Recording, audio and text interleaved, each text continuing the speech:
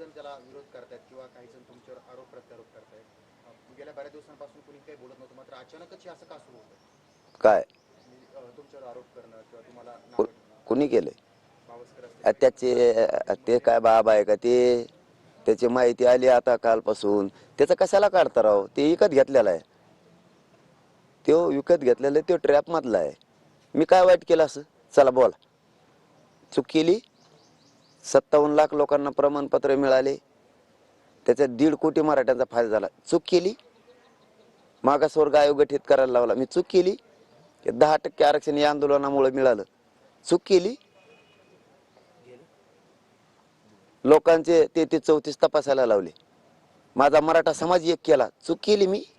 मी काय केलं? मी नाव ठेवण्यासारखं केलं काय? मायबाप मानायला लागलो जनतेला. नाही म्हणायला पाहिजे की मी मायबाप नाही म्हणायला पाहिजे की यांना? आई बहीण नाही म्हणायला पाहिजे का? तुझ्या म्हणण्याप्रमाणे वागायला पाहिजे का? तू बलात्कार करतो जणून महिलांवरती, असे तुझ्या गावचे लोक सांगायला लागलेत. मी आई नाही म्हणायला पाहिजे का? बहीण नाही म्हणायला पाहिजे का? असं म्हणणं आहे का तो? मी काय, ही ट्रॅप आहे मुख्यमंत्र्यांच्या प्रवक्त्याचा, आणि याच्यात एक बडा नेता आहे देवेंद्र फडणवीस साहेबाचा सुद्धा. कारण ज्या कोणची त्या महिलांचा विनयभंग झालाय, तिचं मॅटर दाबलं गेलंय, ते तुझं उघडं करू, नाही तर तू जरांगेच्या विरोधात बोल, असं त्याला सांगितलं. आणि ते बच्चे भाऊ कुठे संघ येत होता? तो कोण आहे? आम्ही त्याला मोजित नाही, गिनीत नाही, ते कोण आहे? अहो साधा सोपा विषय हो, साधा सोपा, ज्याला सोशल मीडियावर सुद्धा गिनीत नाही कोणी, त्या माणसाला हेड ऑफिसचे मुंबईचे चॅनल तयार झालेत घंटा घंटा बोलायसाठी. मग एवढं सरकारचा हात असल्याशिवाय होऊ शकतं का? ज्याला कुत्र ज्याच्यावर मुतत नाही त्याला एवढाले चॅनल उपलब्ध व्हायला लागले. तो म्हणतोय का माझ्या हाताने तो पाणी प्याला असता तर मी मोठा झालो असतो. त्याला वाटतं मी मोठा होऊ नये, म्हणजे मी त्याला मोठं करायचं. आणि मग त्यांनी तिकडे जाऊन सांगायचं मी त्याचं उपोषण सोडून आलो, मी ज्याच्या बरोबर होतो त्यांना मंत्री करा. आता हे स्वप्न होतं त्याचं. ज्या महिलांना न्याय मिळाला नाही बड्या नेत्यांमुळं, महाराष्ट्रातल्या 6 कोटी मराठ्यांच्या वतीनं सांगतो, त्या ताईला खरंच जर न्याय मिळाला नसला कोणत्या नेत्यामुळं, तिने येऊन सांगावं, तिला न्यायच मिळेल. हो, तिने येऊन सांगावं, बड्या नेत्यामुळं जर तिच्यावर अन्याय झाला असला, न्याय देण्याची जबाबदारी मराठ्यांची आमची. तिला कसं मिळत नाही? त्याच्या लय भयान माहिती आल्यात रात्री बसून. थोडं थांबा ना. त्याने एक शेवटी शब्द वापरलेला आहे, तो मात्र पक्का लक्षात ठेवा मराठ्यांनी मीडियाच्या बांधवांनी.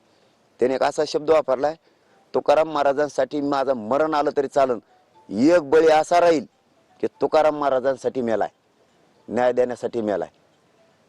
ह्यो न्याय देण्यासाठी मरणार नाहीये. याने इतके लफडे केलेत आणि याने इतके कुटाने केलेले जणू की याने कोणत्या तरी संस्थाने त्याच्या नावाखाली 300 करोड रुपये जमा केले आहेत लोकांकडून. त्योच पहिलं गाव वेगळं आहे, तिथून भिशी घेऊन पळून गेलेला आहे तो दुसऱ्या गावात जाऊन त्याने अनेक काही धंदे केलेले आहेत नंबर 2चे.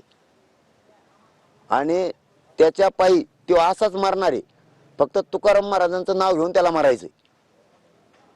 कसं मारायचं याचं बी ज्ञान असलं पाहिजे. तर जरांगेवर आरोप करायचे आणि तुकाराम महाराजांबद्दल बोलले म्हणून मारायचं. मी तुकाराम महाराजांसाठी मेलो, तू तुकाराम महाराजांसाठी नाही मारायला लागला. तू त्या महाराज शब्दासाठी डाग आहे, तू मरणारच आहेस. इतके कुटाने केलेले तू, असे लोक सांगते त्यांचे. ते मरणारच आहे म्हणे, ते मनानेच मारणार आहे. असं मारण्याऐवजी त्याला तुकाराम महाराजांच्या नावाखाली सहानुभूती घेऊन मारायचं. मी काय बोललोय? काय बोललो? मी देवाला मानतो, रोज कीर्तन सुरू आहे तिथं. देवाला मानत नसतो कीर्तन सुरू असते का? विद्रोही असतो तर मानला असतं का देवा कीर्तनाला? मी वारकरी धर्माला मानतो, म्हणून सगळ्या महाराज मंडळीचा मला आशीर्वाद आहे. आम्ही त्यांच्या पाठीशी खंबीर उभा राहतो.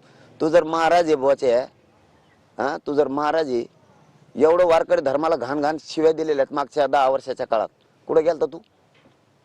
कुठे गेलता?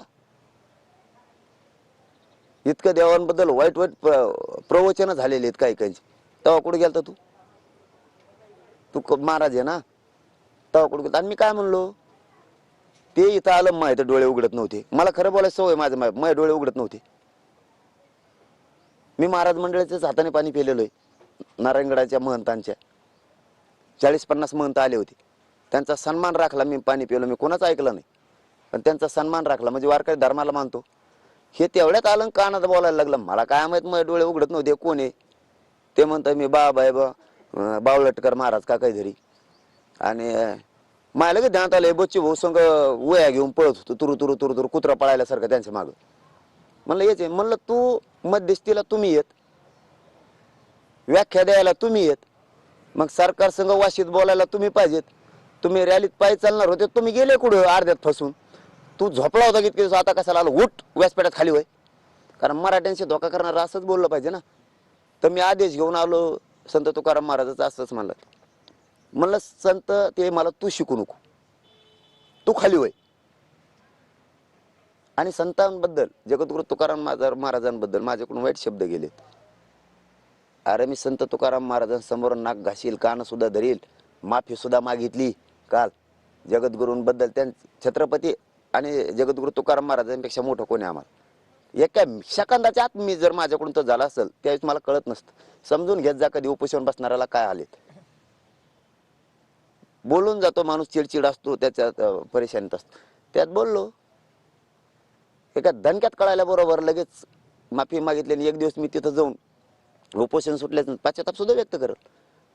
कारण आमच्या जगद्गुरूंपुढं त्यांच्या समोर लीन होणं, त्यांना शरण जाणं काय वाईट आहे ते कर. तो आहे पुढे नाही.